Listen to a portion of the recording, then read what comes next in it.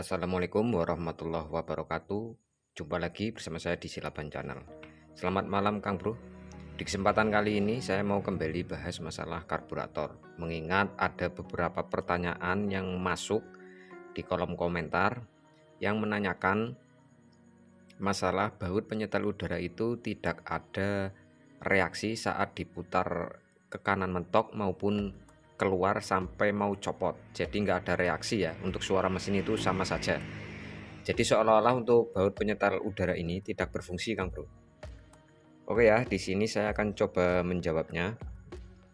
Jadi ada beberapa faktor penyebab untuk masalah baut penyetel udara itu tidak berfungsi, Kang Bro. Sebenarnya sudah pernah saya buatkan videonya, namun ini akan saya perjelas kembali dan saya fokus untuk menjawab pertanyaan-pertanyaan yang sudah masuk terkait masalah baut penyetel udara ini tidak berfungsi. Jadi faktor atau penyebab pertama, Kang Bro, itu diakibatkan karena faktor internal ya. Faktor internal tersebut meliputi beberapa pembahasan yang akan kita bahas nanti ya. Saya akan bahas secara detail nanti biar lebih jelas, dan semoga untuk penjelasan kali ini bisa dipahami oleh teman-teman kita yang sudah menuliskan pertanyaan di beberapa video saya pembahasan masalah karburator juga, mengenai karburator kok baut penyetel udaranya itu nggak berfungsi, seolah-olah tidak ada reaksi sama sekali pada saat diputar ke kanan maupun ke kiri. Jadi faktor penyebabnya itu ada dua, Kang Bro, karena faktor internal dan juga faktor eksternal. Nah, kita akan bahas ya, mulai dari faktor internalnya dulu. Faktor internal di sini meliputi masalah di bagian karburator itu sendiri, Kang Bro. Kemudian di bagian manifold ya. Di antara karburator dan manifold di situ juga terdapat biasanya perpak ebonit dan juga o-ring. Kemudian yang akan masuk ke blok atau silinder itu juga ada o-ring biasanya, Kang Bro. Nah, kalau untuk karbu ini untuk karbu Ninja 2 tak. Di sini biasanya menggunakan karet ya untuk manifoldnya. Sedangkan untuk karburator model Grand atau Supra itu menggunakan manifold. Jupiter juga menggunakan manifold.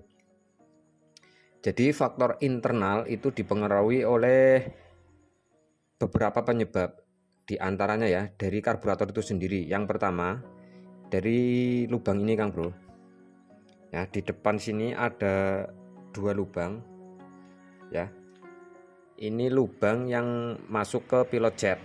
Nah, sebelum masuk ke pilot jet, lubang ini akan melewati baut penyetel udara ini, Kang Bro. Jadi baut penyetel udara ini mengatur debit udara yang masuk dari arah depan sini yang akan menuju ke pilot jet.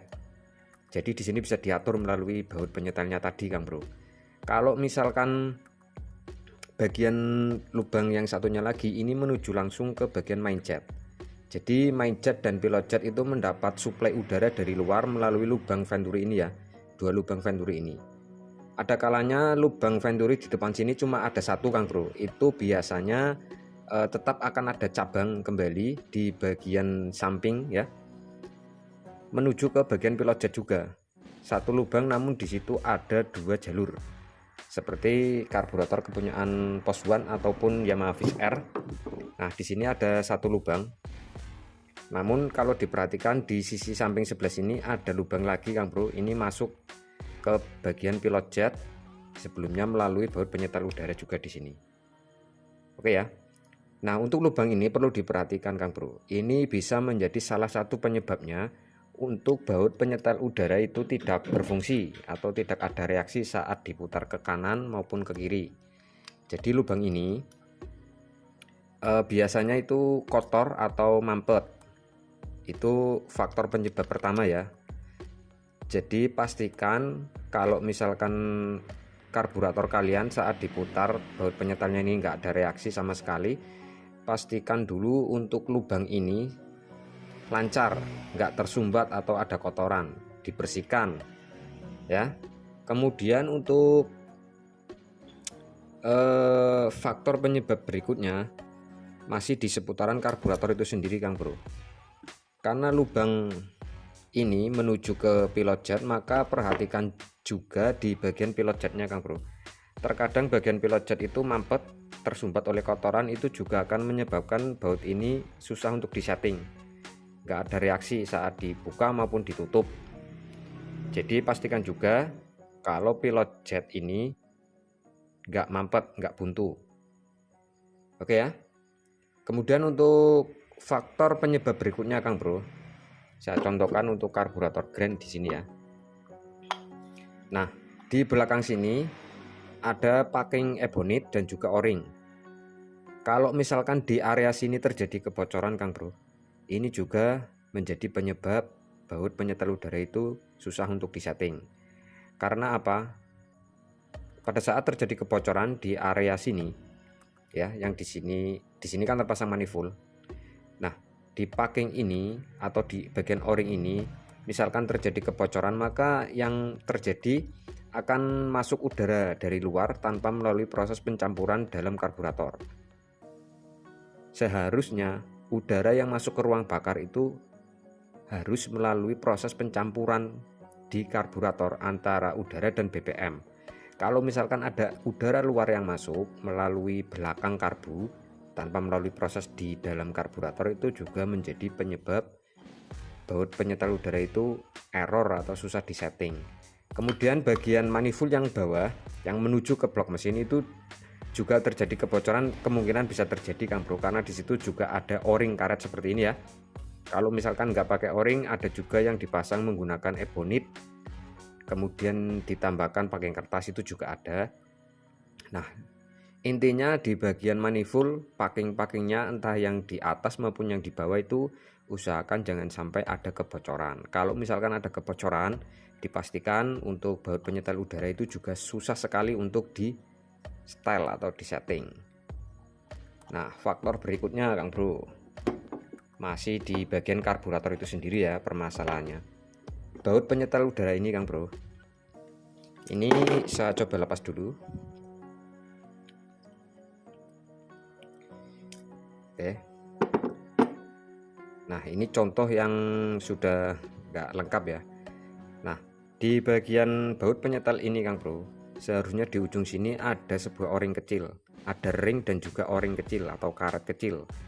Ini fungsinya untuk mencegah kebocoran udara dari luar yang masuk melalui baut penyetel udara ini sendiri. Jadi misalkan kalau di bagian baut penyetel karburator kalian misalkan nggak ada o-ringnya saat dibuka seperti ini bisa dicarikan o-ring karet kecilnya itu dari bekas korek api seperti ini Kang Bro. Nah, ini ya yang bagian dalam hitam-hitam ini adalah o-ring atau karet kecil, dan ini biasanya pas kalau dipasangkan di bagian ujung baut penyetel udara ini Kang Bro. Oke ya. Dan fungsi o-ring ini Kang Bro mencegah supaya udara luar itu nggak masuk melalui lubang ini, lubang bautnya ini maksud saya.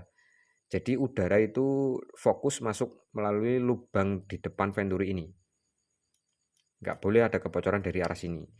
Nah, untuk mencegah supaya nggak terjadi kebocoran di sini, nah tadi saya bilang di ujungnya ini, di ujung baut penyetel udaranya ini harus ada o-ring.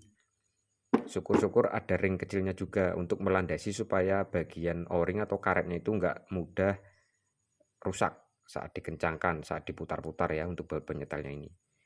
Kalau misalkan nggak ada landasannya, itu biasanya mudah robek Kang Bro, karena ujung per ini kan tajam seperti ini. Diusahakan ada ring dan juga o-ringnya. Kemudian kalau masih kurang mantap, bisa ditambahkan di bagian drat baut penyetel ini ditambahkan siltip supaya benar-benar tidak ada udara yang masuk menyelinap melalui drat ini. Nah, itu untuk beberapa faktor internal penyebabnya ya. Jadi tadi dari saluran ini harus bersih, kemudian di baut penyetel udaranya ini harus ada o-ring, kemudian packing dari karbu dan manifold itu juga harus dalam kondisi rapat. Itu dipastikan dulu Kang Bro kalau misalkan kalian mengalami baut penyetel udara itu nggak normal. Nah, berikutnya kita akan bahas faktor eksternal penyebab dari baut penyetel udara ini nggak berfungsi atau nggak ada reaksi sama sekali. Faktor eksternal itu maksudnya faktor yang mempengaruhi tapi di luar komponen yang saya maksud ini Kang Bro, di luar karburator dan juga kebocoran manifold. Faktor eksternal tersebut yang saya maksud diantaranya yaitu kerapatan klep Kang Bro. Misalkan ini ya, klep motor kalian mengalami kebocoran, atau mungkin juga karena setelan klep yang terlalu rapat, itu akan menyebabkan bocornya kompresi. Nah, bocornya kompresi tersebut Kang Bro akan berpengaruh di baut penyetel udara ini juga susah Kang Bro.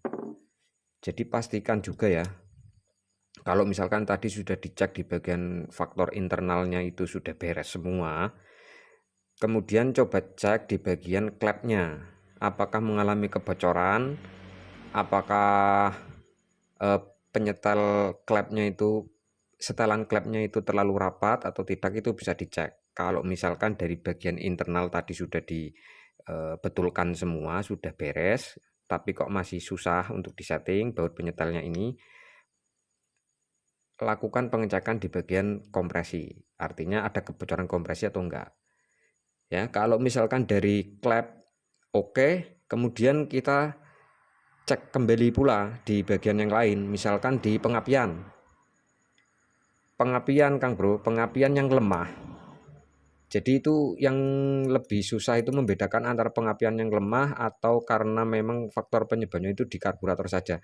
Ini biasanya yang mengecoh ya di bagian pengapian Kang Bro. Masalahnya seperti ini, saya contohkan. Kalau misalkan di putaran bawah menengah itu enak Kang Bro. Namun pada saat putaran atas itu timbul berebet. Padahal settingan udara itu sudah mau di setel pas atau ideal. Namun pada saat putaran atas kok menjadi kacau. Nah, itu karena faktor pengapian lemah. Nah, sedangkan pengapian itu sendiri terdiri dari beberapa komponen. Jadi kita harus bisa mencari bagian komponen mana yang kira-kira mengalami kerusakan.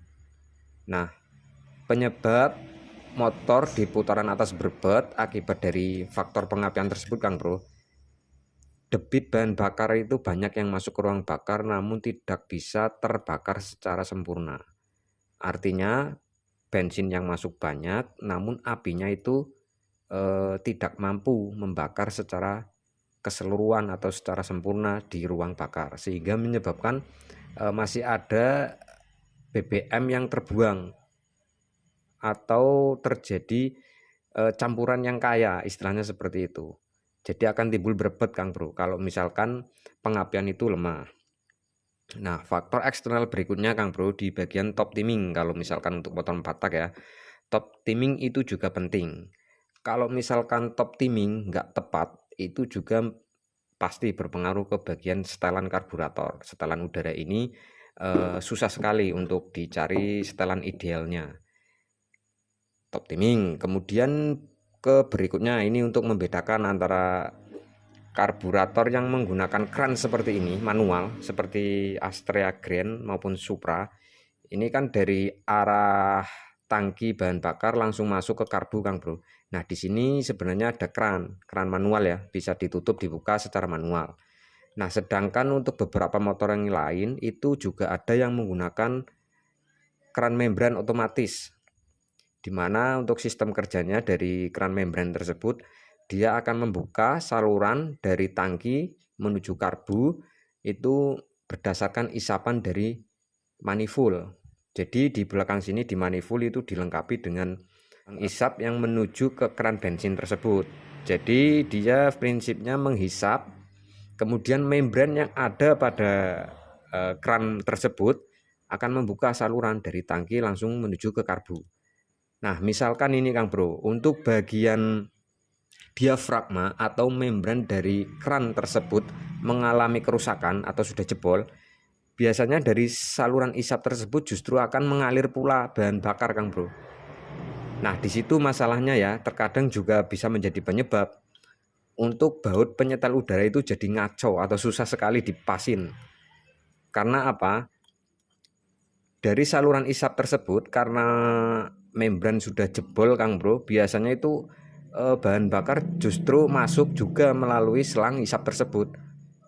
Dan artinya itu sama saja ada bahan bakar masuk ke ruang bakar tanpa melalui proses pencampuran dalam karbu. Nah itu nggak boleh ya, sama seperti tadi ada udara masuk ke ruang bakar tanpa melalui proses pencampuran dalam karbu, itu juga nggak boleh. Udara luar yang masuk ke ruang bakar tanpa melalui proses pencampuran dalam karbu, kemudian bahan bakar juga seperti itu, akan menyebabkan setting karburator atau baut penyetel udara itu juga susah untuk dipaskan. Jadi seperti itu Kang Bro.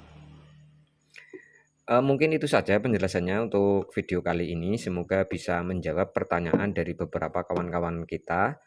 Dan untuk pertanyaan di kolom komentar terkadang saya bisa langsung respon atau saya bales. Namun untuk penjelasannya kalau misalkan saya jawab melalui komentar itu terlalu panjang Kang Bro. Jadi saya jawab menggunakan video seperti ini.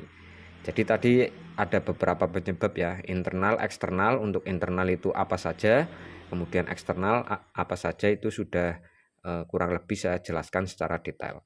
Nah mungkin untuk kawan-kawan senior ingin ditambahkan silakan dituliskan di kolom komentar, atau buat kawan pemula yang masih bingung bisa dituliskan pertanyaan di kolom komentar.